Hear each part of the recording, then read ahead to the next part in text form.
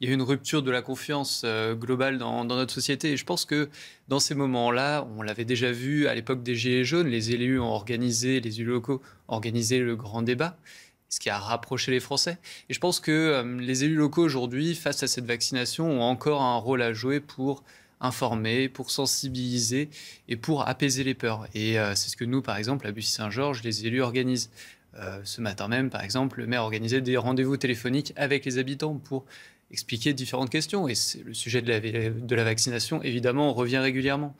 Et c'est les élus qui doivent sensibiliser et aussi organiser. Et par la suite, à ces rendez-vous, nous avons organisé un centre de vaccination éphémère et 600 Buxan-Georgiens ont pu être vaccinés. Donc je pense que déjà, c'est un travail aussi collectif de tous les élus.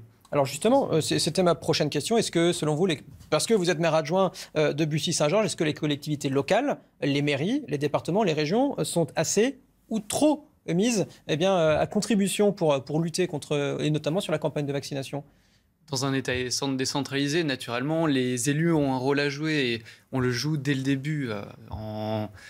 Les élus locaux ont été les premiers à réagir car nous sommes les premiers en contact avec les habitants.